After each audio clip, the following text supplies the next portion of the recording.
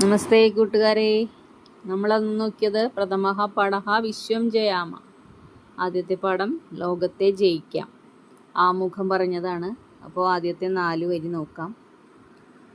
വിശ്വമഖിലം ജേതുമജിരാ മിത്രഗാണിയതാമഹൈ വിശ്വസോദരഭാവനാം കൃതി ശാശ്വതം കലയാമരേ.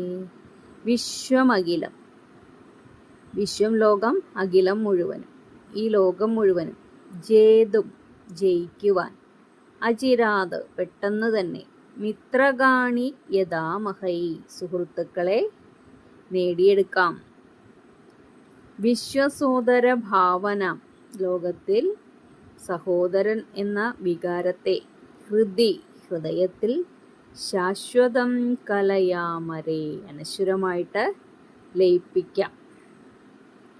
വിശ്വമഖിലം ജേതുമചിരാത് മിത്രഗാണിയതാമഹൈ വിശ്വസോദരഭാവനാം കൃതി ശാശ്വതം കലയാമരേ.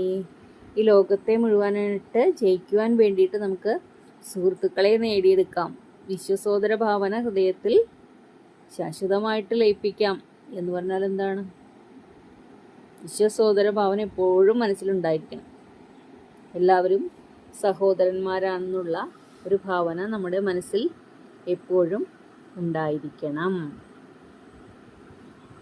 ശാന്തിരസ്തു സദാസ്തു സുഹൃദോ നീതിബോധോ ജീവനേ സത്യധർമ്മസമത്വസഹിത സന്തു സഹജാ സർവദാ. ശാന്തിരസ്തു, ശാന്തി ഉണ്ടാകട്ടെ. സദാസ്തു, എപ്പോഴും ശാന്തി ഉണ്ടാകട്ടെ. സുഹൃദോ നീതിബോധോ ജീവനെ, സുഹൃത്തെ നമ്മുടെ ജീവിതത്തിൽ നീതിബോധം ഉണ്ടാകട്ടെ, ശാന്തി ഉണ്ടാകട്ടെ. നമ്മുടെ ജീവിതത്തിൽ എപ്പോഴും ശാന്തിയും നീതിബോധവും ഉണ്ടാകട്ടെ. സത്യധർമ്മസമത്വസഹിത സന്തു സഹജാ സർവദാ. എന്താ പറയുന്നത്? സത്യവും ധർമ്മവും സമത്വവും. സത്യമുണ്ടായിരിക്കണം, ധർമ്മം, നമ്മൾ ചെയ്യേണ്ടതായ കടമകൾ, സമത്വം, എല്ലാവരെയും ഒരുപോലെ കാണാനുള്ള ആ ഒരു കാഴ്ചപ്പാട്. സന്തു സഹജാ സർവദാ, എപ്പോഴും നമ്മുടെ കൂടെ തന്നെ ഉണ്ടായിരിക്കണം.